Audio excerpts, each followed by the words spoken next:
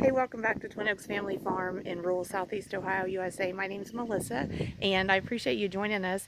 We're looking at one of our little chicken houses, and we're preparing for a flock of broilers to move in. So wanted to take this video to show y'all where we're going to put the next flock of broilers and why we're putting them in a different place than we've raised the other broilers for the first part of 2023, and show you what we're having to do to get this ready to go for them. So it's October, what day is it?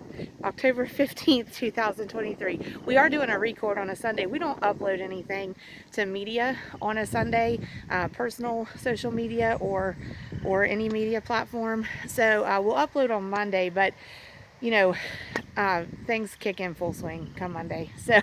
So our sons had made plans for the day. They're spending some time riding four-wheelers and probably paintballing. We'd been to worship this morning, and they made those plans. So we wanted to go ahead and get this set up for our flock coming in. So my husband and I are grilling. We are grilling up like, I think it worked out to 56 patties of meat. So many weeks on Sundays, we will grill up like 10 to 15 pounds of meat on a Sunday, and we have that for reheats during the week because we just have a really fortunate blessing that most of us get to come home for lunch daily from our workplaces, so that works out great. But so we've got that going on, and we want to reset this, so we're going to kind of show you some of the changes that we're doing here. But this little shed has been here, I think, about 23 years. And when we first built it, actually this brown wall that is inset a little bit, that was not there. And I bet y'all would never ever guess what was in there originally, what that little shed was built for. And we had a little bit of fencing. I don't know, it might have come out to about here somewhere, and it kind of took in this little area down here and behind the little shed for just a little piece. But this little shed originally was for a horse, so it didn't have that wall inset, and I think we had a long gate across this side of it. So since then we've had different animals in it. We've had storage in it. We recently just had our outside pet dogs in it, so we moved their dog houses down to the backyard where the little produce gardens were earlier this summer. So they're going to be fine there. We might look into getting some tarps that accompany those dog kennels to put over top for them. But the bigger hut is a calf hutch, and we've used it for multiple purposes over the years. And then the smaller hut inside the newer kennel is a little dog igloo kennel. So we've got a chocolate lab and a beagle down there. They're good boys, but they've been in here, and we had the dog kennel out here. And if y'all saw some of the videos on the egg production hens and molting, the second dog kennel was actually right there, and we moved it. So we'll be looking at if we need to adjust anything for the egg production hens, but they still have a place to go outside, but gonna take in here. So about 4 years ago, we first started raising Cornish rock cross meat chickens for broilers. And this is the little building that we started raising them in, and was talking about this brown metal wall that's inset a little bit.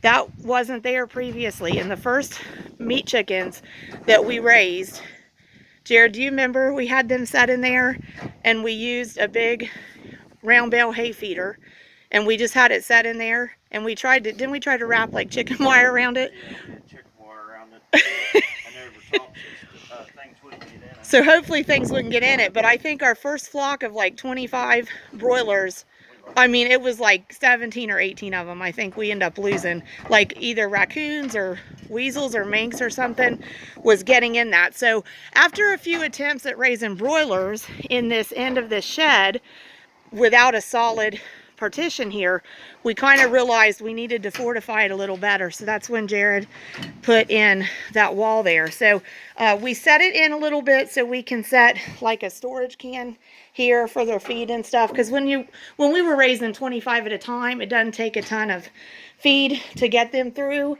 So, you know, we could just get a few bags at a time. So we're closing that hole in. So originally this whole wall was there, okay? And then as we were raising flocks, and we got into a little bit bigger flocks and we got into warmer months of the year, we found that it would get too warm in here because, you know, there's metal on the outside and then it's lined with this barnwood on the inside. And so we decided to keep them in here. They had to have more airflow. So we cut out a piece there and we put just a panel that was like, it was actually from a portable dog kennel. We would place it in front of there when the metal was out. And then also right here, there's chicken wire. So we had also taken, what we would do when it would get warm is we would take out the panel of metal out here. We'd go to the outside and unscrew that panel of metal out and unfasten it. And we had put chicken wire inside here to keep the chickens in and keep predators out.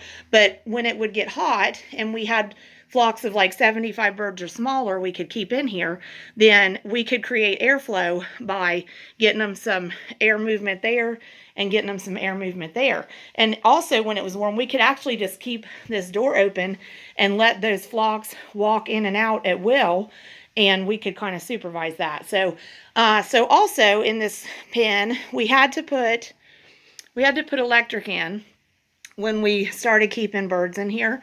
So we actually keep an overhead light turned on. That's just a regular light bulb up there. We're not going to get a good look at it. Well, I could turn it off and try. It might get darker in here, but yeah, that's just a regular, like a floodlight or spotlight bulb in there. And the electric, just, we came out of that and brought down another outlet here. And we have an outlet here, and this one's, sorry, we gotta focus. And this one's better because we can close it. But we've got that there. So, and then these rails are here. Whoops, lost my footing. These rails are here to suspend. So this chain is not as big as what we use, but this is kind of visual of what we'll do. We'll suspend heat lamps from those.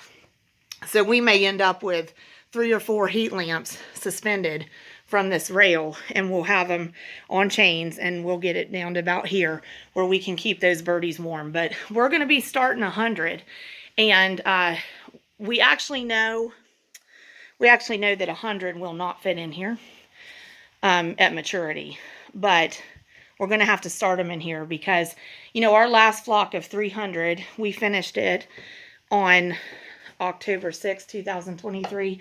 We started with, we think 306, either 305 or 306 that we started with, and we only lost 10 during production. So we ended with 296 out of like 306. And what went really well for that flock was they had no temperature stress whatsoever. No temperature stress whatsoever. We kept temperature just where they want it all of production, and that was success. So we got to keep these birds warm. So we're anticipating we might actually be moving them partway through. This is just a storage area, but I was in here earlier looking. We were trying to remember if we had the boards that came out of that wall, and we do.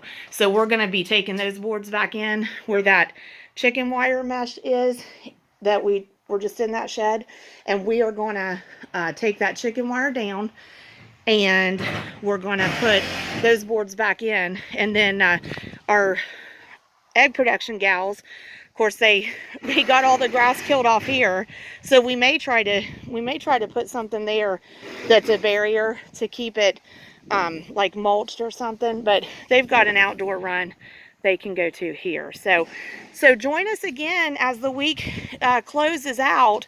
We'll be moving in